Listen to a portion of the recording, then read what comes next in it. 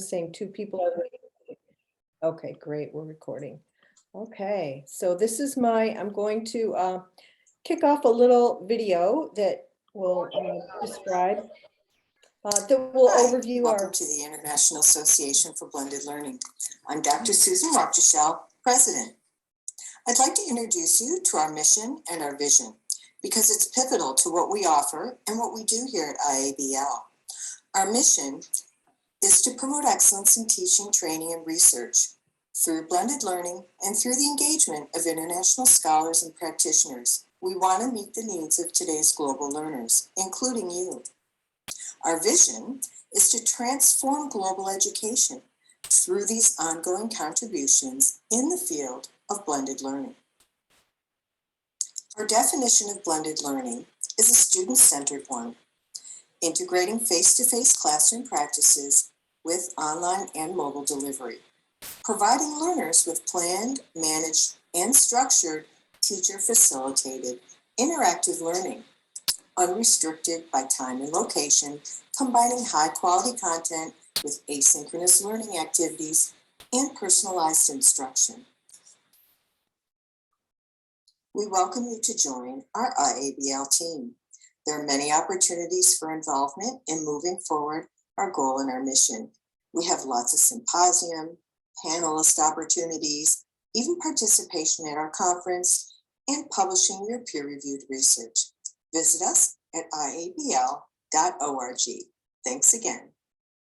Okay, so that is our welcome to all of you, an introduction to our mission and vision. And now I'm going to turn it over to Lily. Thank you very much. It's my pleasure to start this wonderful panel with lots of good friends and experts from the world. Welcome everybody. Seeing in the chat, Alexis from University of Sheffield, and then we have many of the good members of our board. We're gonna be with Professor Susan, who has already spoken.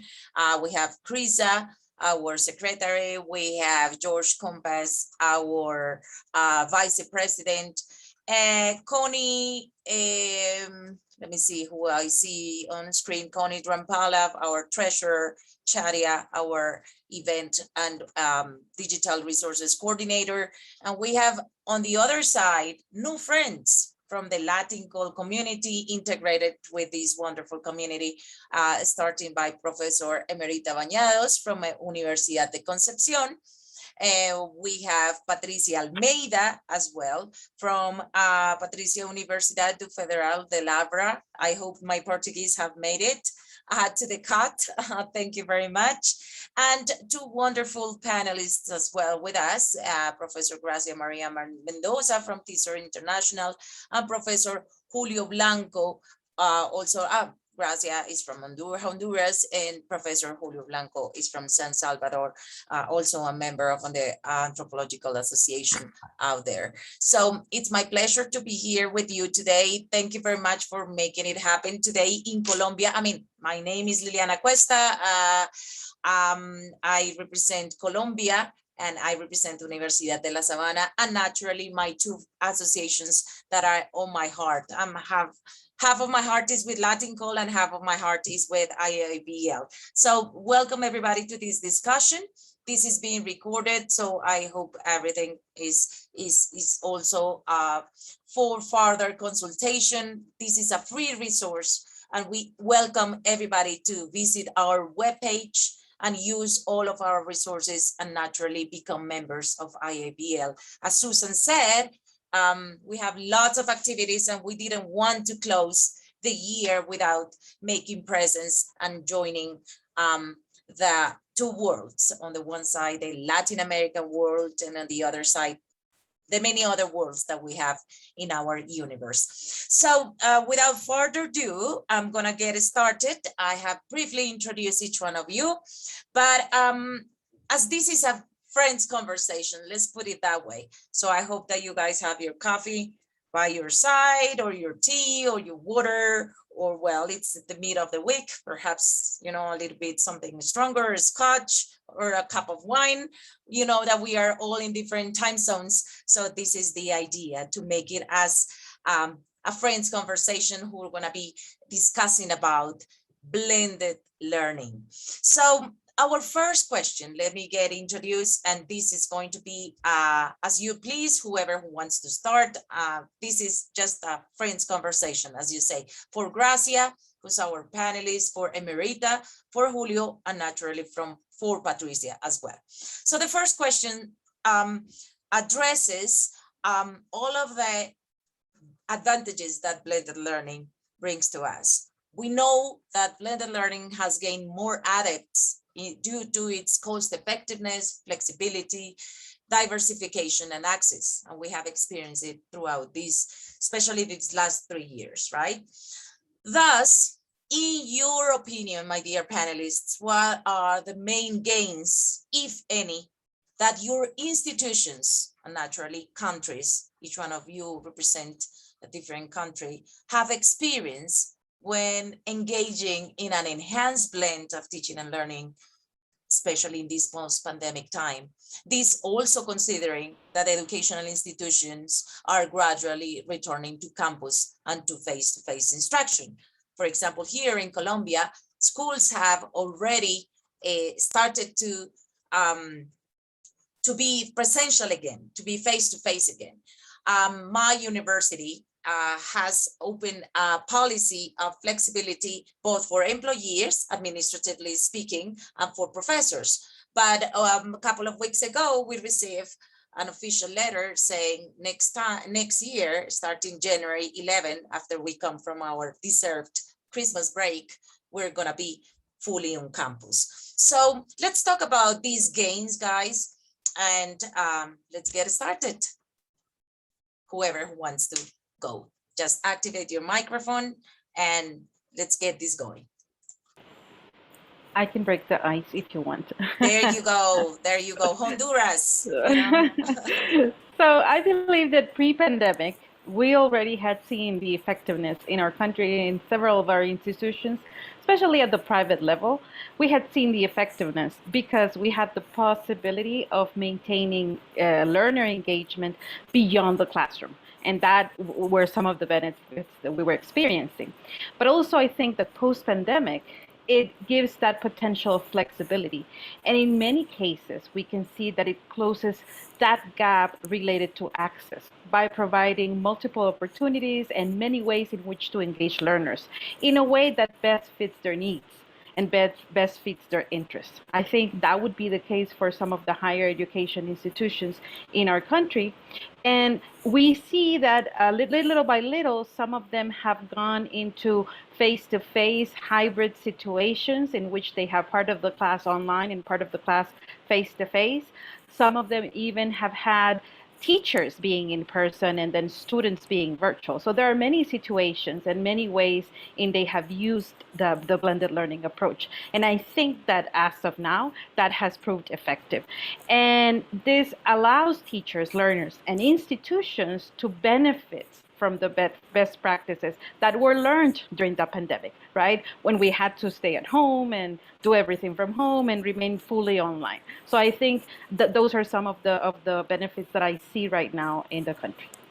Great, Gracia. And you make me remember all of the both challenges and things that we got to live, but also the gains and the opportunities that we now have, you know, connecting to meetings while we are driving. I guess that this is, you know, a clear example that we have all done, and the possibility to expand such access. That's a great startup. Thank you very much, Gracia. Anybody else?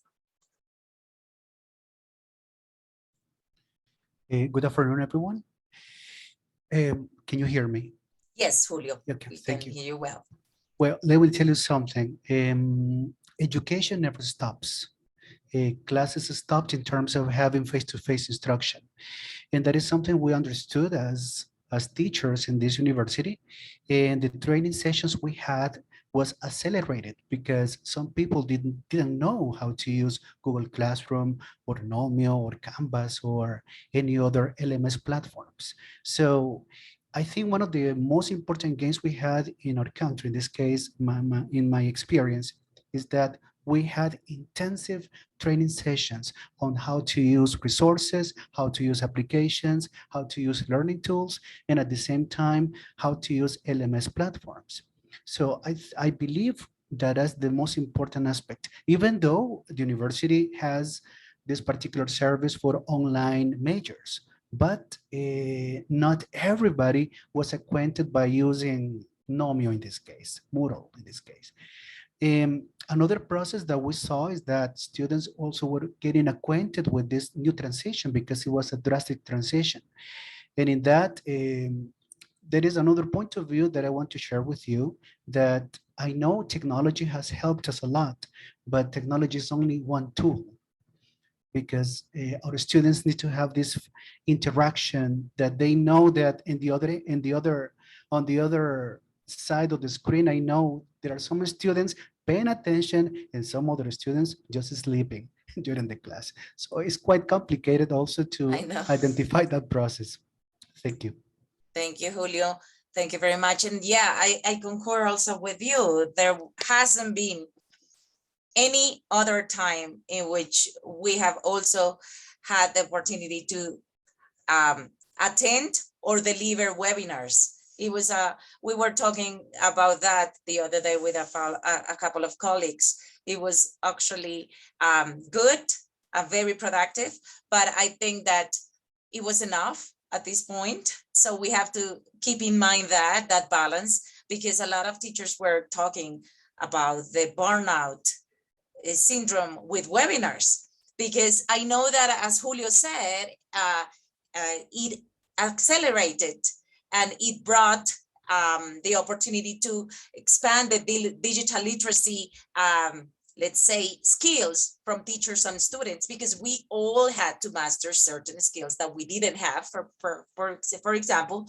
But at this time, and again, coming to my initial idea, what to do next, right, in this smoother process, to have such a balance, we have to be cautious with the kind of training that we have to offer to everybody, because we come from a very, very intensive pile of trainings, which is good. And I concur with you on the gains, but we have to keep that in mind forward. Emerita and Patricia, thank you, Julio, again. What are your thoughts on this? Emerita, we lost you for a second. Excellent. Okay, Thank you. here we go. Well, I was just listening to Julio, and I completely agree with the point he brings forward, that we as workers in blended learning environments, we have now had the possibility to be heard by our institutions, and they were convinced and aware of the need to change into blended learning systems without us having to force them. And, you know, we've been working for over 20 years now in blended learning, but we have been always seen by the weird one out. And now this has not longer been the case. Well, some of the challenges that we have been facing with our students, for instance, I can say is development of autonomy. Even though they've been working in LMS, they are not used to, for example, preparing material and studying by at their own pace before our live sessions online. So this is something that we need to keep working hard on as we face these new hybrid environments. Let them know how to train themselves in order to be ready for our live sessions. Another thing that we as blended learners, we need to work hard on developing more core skills for the time being with, for example, collaboration. And I think that we should always help our authorities to think about the fact that the educational system can no longer be viewed in a strictly national context, and that we as foreign language teachers can help our learners develop these core skills by, for example, including them in intercultural, international, communicative competence skill projects, such as, for example, what we call today virtual exchanges, so that we can no longer only teach our students in our environment, but involve them with other international environments where they can use the language in a real social cultural context. And at the same time, we can help them acquire what our institutions nowadays need, which is the development and the acquisition of a global citizenship. Thank you, Emerita. Okay. Thank you. Thank you very much. And then Emerita is the good girl of the group because she advanced herself on the other questions. And so I'm going to try to rescue some of the things. No. I mean, it's great that you advanced to the others, so you set the ground. But let me recap a little bit about the gains. The first gain, also a challenge. Let's say that it is a starting point, but it's not a never-ending point. It's the development of autonomy. It is both a challenge and perhaps a gain in some cases, because students were exposed for the first time abruptly, I know, to try to cope up with the system, try to cope up with the structure, try to cope up with the strategies and the deliveries that each institution had to adequate or to accomplish. And the other competences remain opportunities, because this let's say scenario that not only the abrupt emergency remote teaching and learning got us, but also the situation made things easier to be just a click away, right? So we could connect more, and perhaps that we all serve as an example, the ones that are here, yeah, that we connected in our associations many times. And we are in different time zones. Like now, for example, it's 4:19 in Colombia, same time in, I believe, Patricia, right? You're on the same time zone, right? But Gracia, Julio, and my friends from Europe are in different time zones, and you know, they are here. I know that it's gonna be almost midnight out there, but you know, we made the spaces, and I think that this is also a gain. I know it remains a challenge.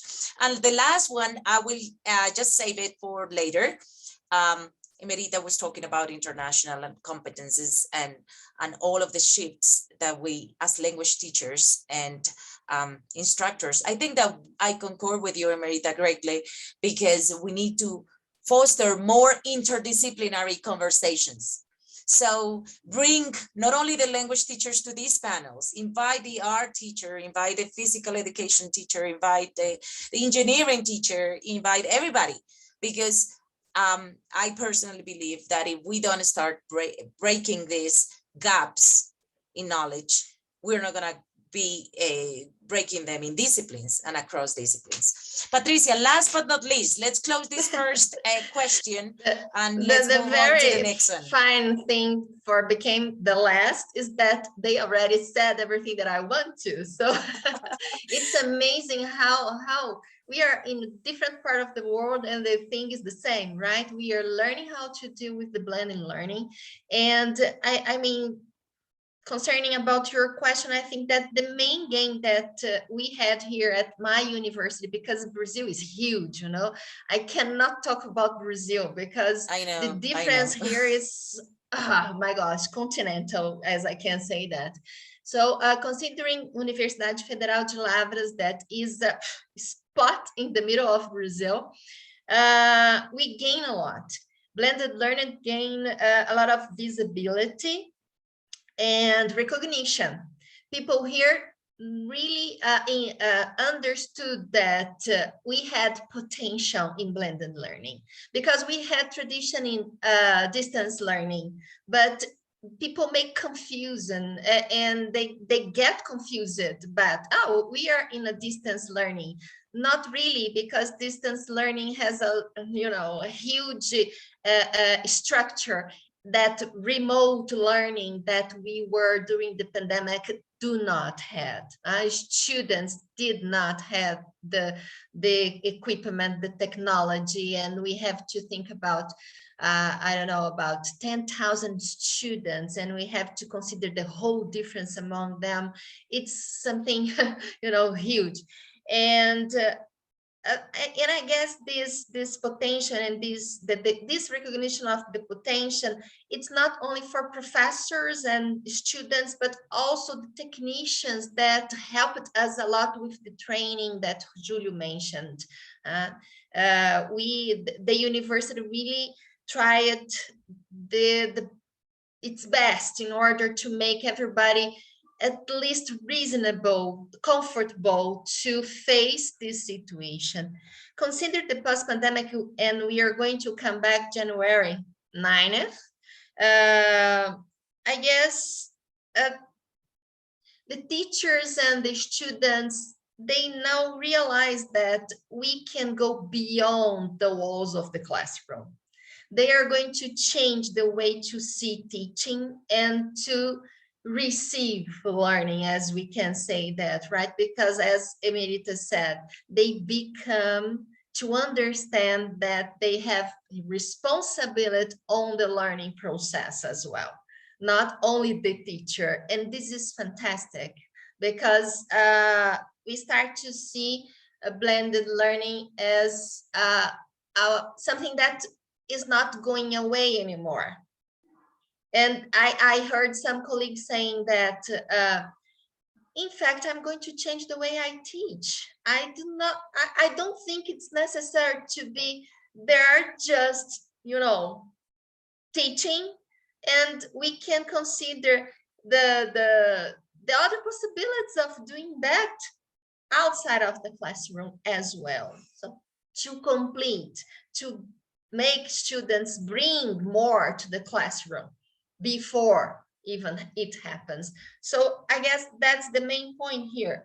Now we are as a community, academic community, seeing our roles in a different way, in a different perspective, definitely. Thank you, Patricia. And we all agree, and somebody's clapping out there in the chat as well, because this shift and this change of paradigm was necessary, right? In some institutions, I hope that you agree with me, in some institutions, they would never, or they hadn't ever considered blended learning such an opportunity.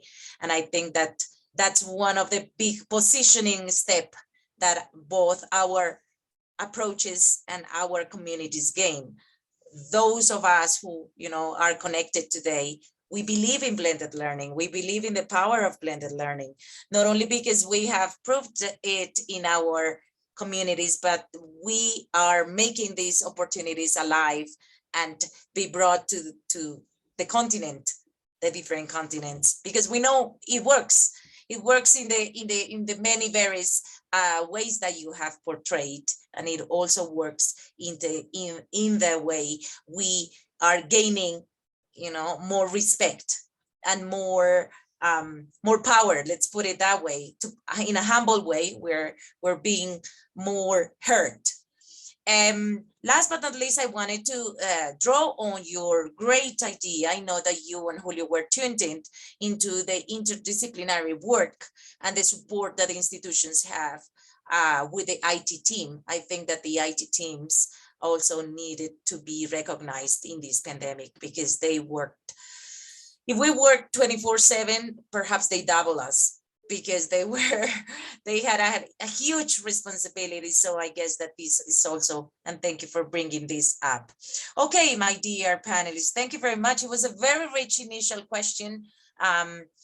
Now let's move on to the challenges. Let's be specific with this one. I know this is a rich discussion and we would love to, be talking for hours, but then that's why we are having our asynchronous conversations in both communities to take place. But let's speak of the challenges. The challenges not for teachers. Let's concentrate on the challenges that educational systems, let's put it up there.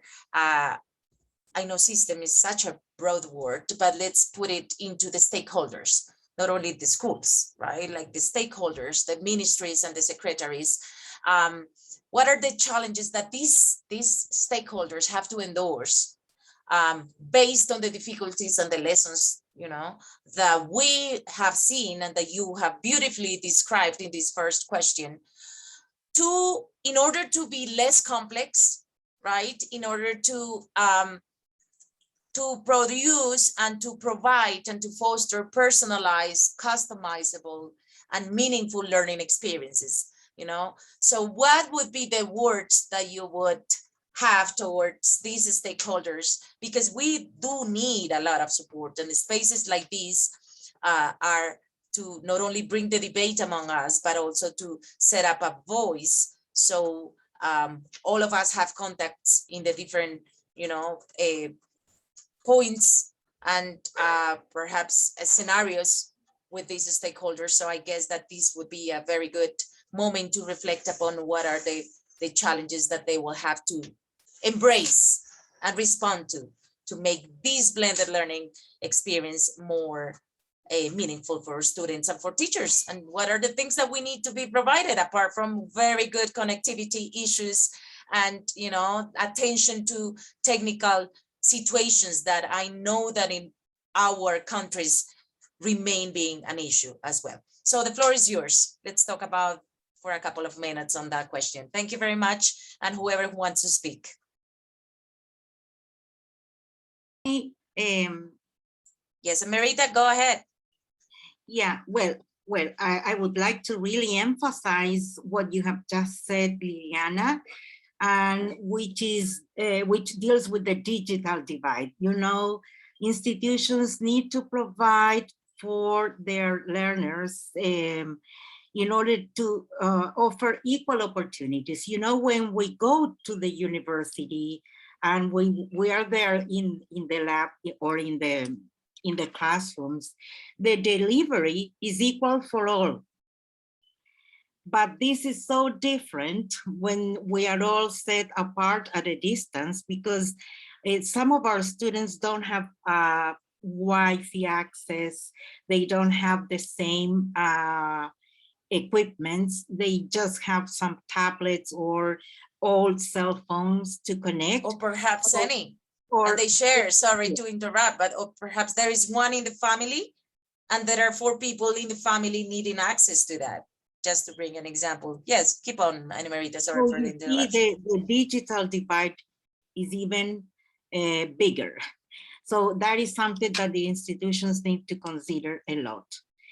On the other hand, thinking on our side as teachers, I think that we need to think about and have more time for the new roles that we will be playing on this setting. We used to be like, if I could call we already made a shift from the teacher on the stage or as the stage and not longer on the stage. We became the guide on the side. But now that all of our students have access, as we as well, to the same kind of information and to the same tools, how can we lead them? So I think that our new roles should go from designing challenging tasks where they could work interdisciplinarily and collaboratively with other guys from different backgrounds in order to develop the skills which are becoming core now, such as, for example, collaboration for learning. And we should become, if we can call this, the meddler in the middle, they call it like that. Learning alongside with students and challenging to expand their horizons. So I think that as teachers, we should concentrate on task design and how we can teach them and expand their horizons through challenging tasks, which ask for them to work collaboratively with their peers. Thank you, Merita. And I personally believe, in line with what you were saying, that the system, the secretaries, the ministries, and the stakeholders need to provide for a lot of opportunities in training opportunities concerning that. And I think that there has to be a shift between the typical things that, are offered. For example, here in the ministry, in the secretary, there are, lots of events, lots of training sessions, but they are on the typical topics. So I concur with you with the beautiful things that you have said in the panel. We are ready for something else, right? We're ready to endorse more training and, more opportunities for collaboration. Some teachers don't even know what the concept is, for example. Teachers, as you were saying, need a broader understanding on task design. Not the typical task design that we are, pursuing or carrying out, but task design that brings up elements from the things that we have learned over the experience in remote learning and teaching, and now the adjustment to, here in Colombia, we call it alternancia, right? Alternancia model. Some days you go, some days you're not going. Next year, it's going to be face-to-face, as you said, providing many opportunities. So I think that teachers are ready for something, are ready for the next step. But unfortunately, some of our institutions are very conscious of it. Yeah, as Patricia said, and a more enormous amount of work, human resource and infrastructure has been made in my university as well. And I'm sure that in your universities as well. But still, teachers are not getting what they especially need for this transition. I cannot generalize as well, but I think that we also have to prepare for that and call for that. Our associations should also have a say on that. We have in our mission, in our vision, different aspects to be brought to the table when we all have contacts with those stakeholders, calling and bringing up these ideas, because I think that if we don't go, this is not only a top-down approach. I would rather call a bottom-up approach. What do teachers need? Let's build the pyramid from bottom up, right? And move further. Thank you, Emerita, and whoever who wants to move on, great. Yes, and I so agree with you, Liliana, in what you're saying in the fact that teachers need a different type of training. And thinking about our own context here in Honduras, we see a divide between what private school teachers get and what public school teachers get. And the challenge for our Ministry of Education is, how do we give the public school teachers the necessary tools, techniques, strategies in terms of blended learning that they can easily and flexibly adapt to their own context, because the context of the public school in Honduras is so varied that it's not a one size fits all. But they need to be trained in shifting that mindset that I'm not going to get a training and just apply it directly into my classroom. I need to make the necessary adaptations, but we need to make them aware that that is a need. And sometimes in the training that they receive, which for us in Honduras is very limited, they do not have ongoing professional development as they should, but the limited amount of training that they get is they get a tool, they get a technique, and they think they need to go and try it just as it is. And then it doesn't work. And then they get demoralized and they say, no, this training doesn't work for me. But they were not made aware that they needed to adapt that to their own context. And we have contexts in our country where we have very rural areas, where there's no access to electricity, where they're not going to have access to connectivity. So how do they implement that blended learning approach? There are ways and strategies to do that, but we need to make them aware of that. So preparing them for that flexibility and adaptability, I would say, is one of the major challenges of our Ministry of Education here in Honduras. Yes, thank you, Yes, Gracia. And that's- Patricia that's was just incredible. assenting, so I let Is- you yes. go. Yes, I'm sorry yes because yes to 500%, right? Or yeah, checklist that happens in all Latin 150% America. agreed.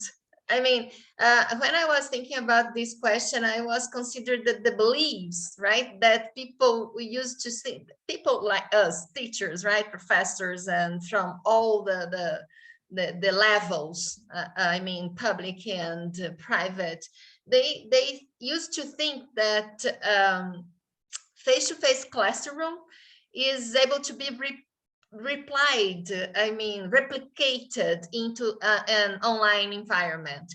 And now they are sure that it is impossible, you know?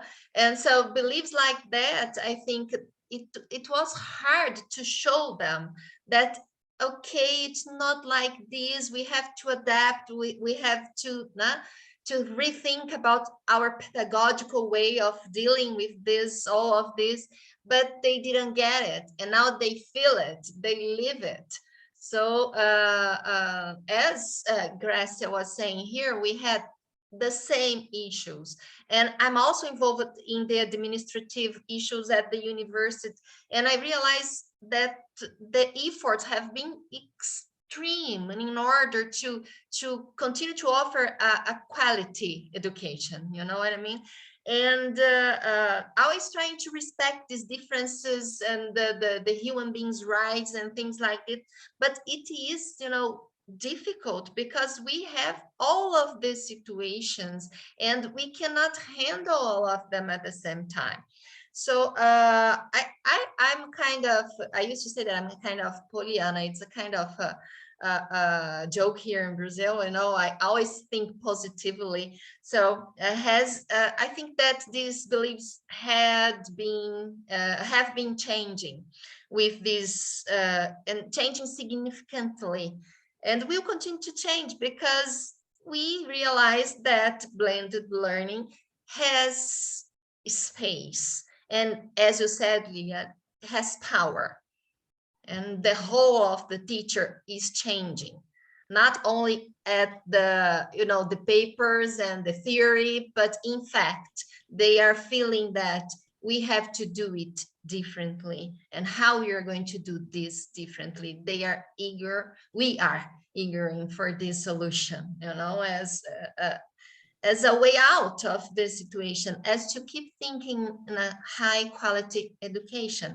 And the students also realize that they are not passive anymore, that they can make difference.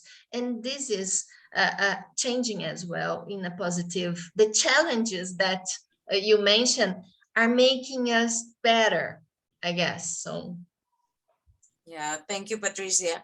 And a great opportunity to pick up some words from our chat. More specialization is needed, more help in pedagogy and not on conventional topics, as we have said. The mindset, Patricia, you were recapping on that, has to shift. It's different. And it has been smoothly moving out there, right?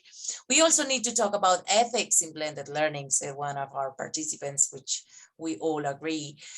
Yeah, I feel it's a policy regime, especially in exams paper, you know, tests and all of the proctor exams. I can read your point, George, as well. The wild card, says Susan, standardized assessments, they also need to shift into another mindset. Plus teachers and students need to be ready to go online or in a blended model in case of a lockdown, new variant, whatever it is. I know we are all afraid of that. That requires a lot of training and readiness. I think that we cannot devolutionize, right? We are on an evolutionary nature of blended learning. We are not going to go where I always tell my students and my colleagues, we're not gonna go to the same point where we departed, right? First, because first we're human nature. Second, well, sometimes humans go to the point when they started, but I don't think that this is the approach that we have to take, especially as you were saying, Gracia, that one size doesn't fit all, and that people started to understand, and those who haven't started to understand, we have to help them understand that blended learning is not only, right, and it is not perhaps about going and trying apps in the classroom, and created a myriad, applications and, interactive games, and without no rational or no pedagogical purpose in mind. I mean, pedagogy is over technology. It's not vice versa. I mean, the pedagogical nature of blended learning, it's what it needs to remain. And it needs to be the generator, the spark that leads all actions at all levels. And that's it. So Julio and Emerita on this question, and then we move to the last question on the panel. This has been fantastic, and thank you again for the people who have participated in the chat, and naturally to our panelists. So let's close this question if you may, or if you want to go to the next one, I'm happy to do it whichever way it pleases you. Thank you. Right.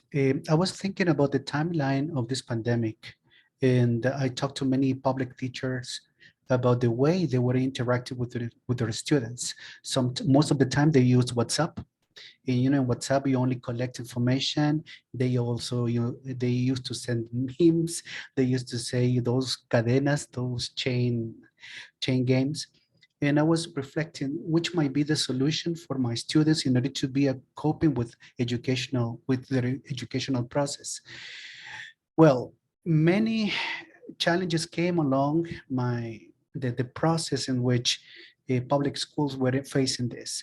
They used TV as a resource in order to comply with classes, to continue with educational processes. At the same time, they used the radio in order to accompany students, the ones who didn't have the access in terms of internet connection. Later on, the government decided to invest with an alliance with Google to give public school students one laptop.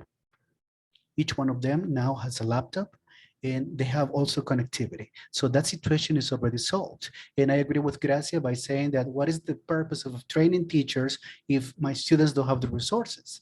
So now is the whole combo is complete.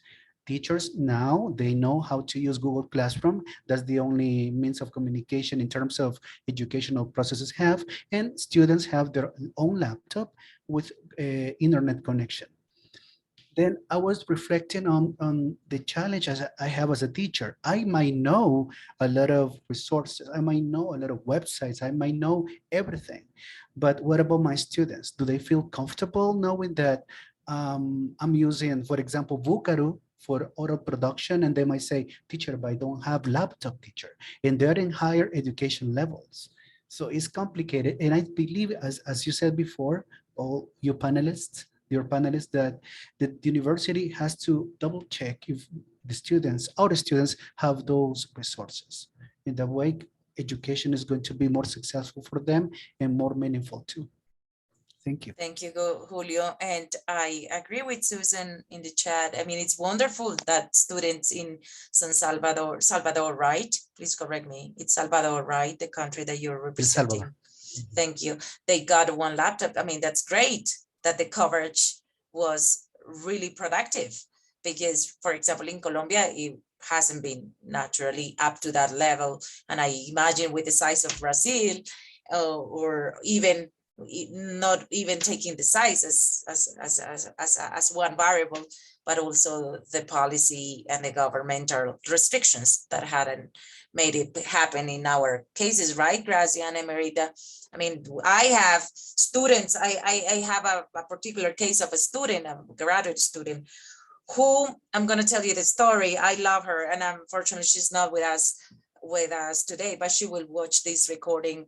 And she basically did or made donations to her students and paid their a phone plan because they didn't have money first.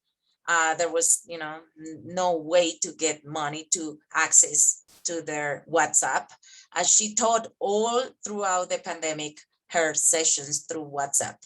But, you know, it was the teacher like willingness to do it and a very good hearted person who did it. But we have stories from on, I mean, if our next panel would be, what are the stories?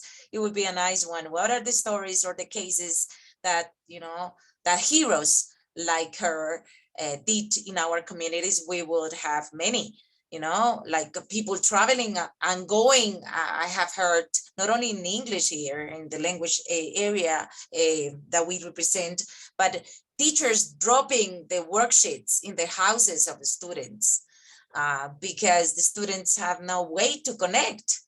They didn't have a computer. So education never stopped. And I think that it would never, this driven wheel that we all have would never cease. Shall not cease. Okay, good. Let's close it, Emerita, with a very nice spark before our last question. Thank you.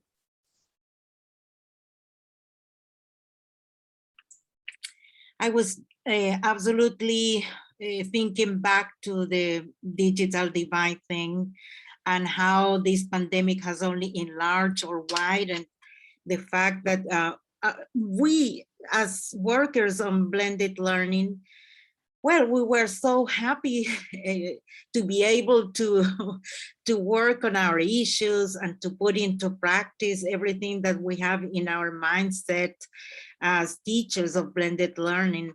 But we felt so frustrated at the same time seeing how our students didn't have the tools, the technology on their side. So we had to stop and speed down and find out and how to design new ways to get our tasks to them so that they were able to carry them out.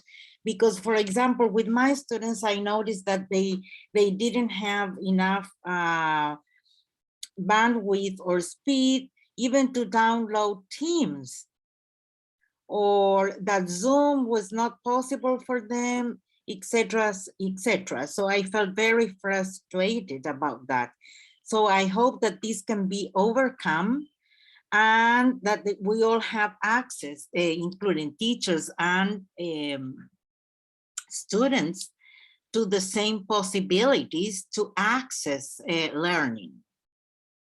Yes, Emerita, great. And now I will just close it mentioning, you know, making, this is going to be uploaded to our host server.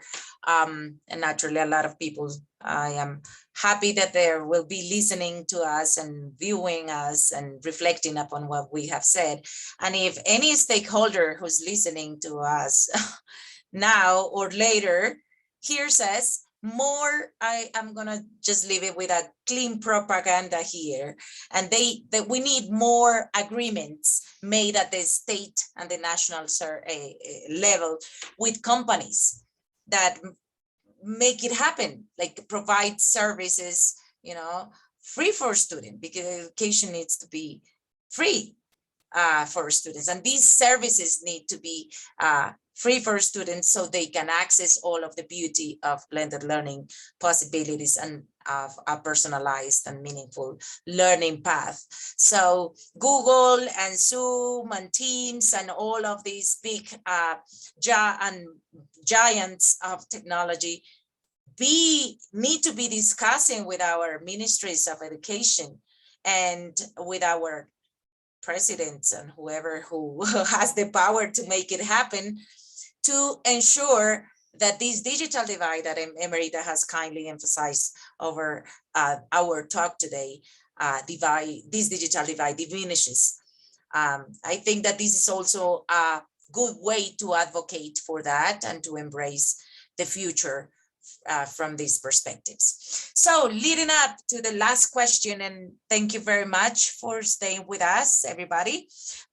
We're gonna be talking about your message, my dear friends, to the community that is listening to us and that would be viewing us later. What would be the message that you would leave to everybody who is interested in working with blended learning? What, in your opinion, would be the key elements you would like to leave this audience and the ones that are joining us later to embrace blended learning in a more natural and purposeful manner? What would be this message? What would be this recommendation that you as experts, Julio, Emerita, Patricia, Gracia, and myself, what would be this message? What would be this recommendation? This panel was fantastic. We talked about, in an intertwined manner, about challenges, opportunities, defies, and even we made a claim and we advocated for bringing down the digital divide and the many other activities. So please leave a closing message. Thank you again for being with us. We are making this, big changes to education, and you're part of it. And thank you for your dedication to the field and to make this grow. So your message, and then we are gonna close after the message with our friends from the community. And yeah, it's midnight in many places of the world. It's just also about evening dinner time. So thank you for everybody who has been with us up to this point. Whoever who wants to start, thank you. Just to be open to new roads. The way we're just teaching is not the same as the way our teachers taught us. Be open to new roads, and as Mr. Darwin said, the one who adapts is the one who survives. He's not the one who's stronger. Thank you. Excellent. Thank you. Thank you, Julio.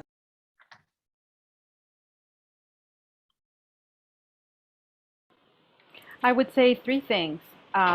Build the capacity of our teachers and make sure we're teaching them how to be adaptive and flexible. Make sure we listen to our learners, their needs, and use the content to allow our learners to develop those essential skills that they need to thrive. And finally, visualize blended learning at that space for opportunities to enhance the quality of education. Thank you, Gracia. Thank you very much for also putting up our learners first, as it is, one of our main goals and targets. Well, I would say that blended learning is viable, and we have to believe it. As Gracia said, I completely agree, and Julio as well. And blended learning brings countless benefits for the academic community, not at the universities only, but also in the whole education process. And it is important to mention that blended learning is not intended to replace traditional classroom. This has to be clear for us, but it helps to optimize the way we deal with the technology, the way the technology transform and improve our learning possibilities and our learning techniques, okay? So, of course, pay attention to your students' needs. Be careful, because trying to get them together, maybe you are taking them apart. And dealing with technology, this is very, very, very suitable. So believe and do it. We can make difference with it. Thank you, Patricia. Wonderful. And Emerita. Thank you. I was just thinking also about shifts in our institution authorities mindsets. And well, we all need to believe that our job is no longer a place to go, but an environment to do things wherever we are. So we should have the time to do things such as the ones that will make blended learning possible. Working together among teachers interdisciplinarily to develop and design tasks that would allow our students to play their new roles and to put into practice their core soft skills, such as collaborative work. And that needs to come from above. I mean, the authorities need to provide us the opportunities to get together in new spaces. And these spaces can be online, why not? And to meet with teachers from different disciplines in the university space, and no longer within the walls of our own institutions, but in an international context. So we're a place where we can discuss things together internationally in order to provide new opportunities for our learners to acquire these skills that they need for the new jobs that they will be assuming after they come out from our institutions, both as undergraduate students and as graduate students for their lives. Thank you, Merita. And it seems as you have read Alexis' comment in the chat, and he was advocating also for more collaboration opportunities, which we all agree with. You, Alexis, thank you for bringing that up, and thank you, Merita, for recapping on that particular issue. And spaces like this, yes, Alexis, I concur with you. Spaces like these are a great opportunity, not only to share our own experiences, but also to make these opportunities available now, you know, by participating in communities, by listening to others, by connecting. There are lots of possibilities. What we claim we don't have is time, and so certainly sometimes we don't have time, but the opportunities are immense, as Patricia was saying, corresponding to our focus on our action in blended learning. So I wanted to also close by saying that we need to write more, and we need to publish more, not only in academic journals, scientific journals, but we need to participate more and publish and disseminate all of our practices in the many scenarios.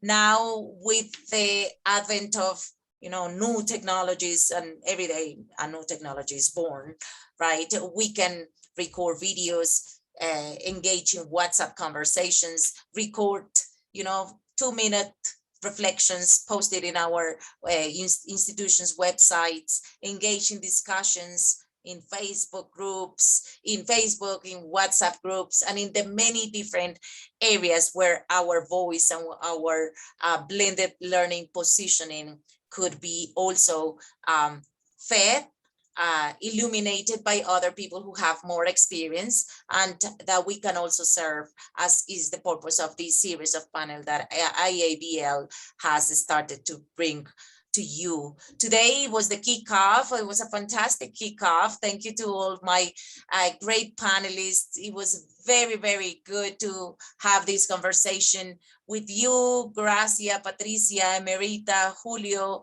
A big hug from Colombia and from our side of the world. And thank you for being here and for sharing your time ad hoc, first of all. And then thank you to my friends from IBL, who somebody's gonna just close the panel for me. Wonderful. And I look forward to have everybody in our conversations in our communities, and to bring down all of these defies that we still have on blended learning. On my behalf, on behalf of my organization, thank you very much. And I look forward to meeting you in the next conversations, in the next activities. It is a Thanks, good everyone. and Thank you lovely so much. bye-bye. Thank you, everyone. It was a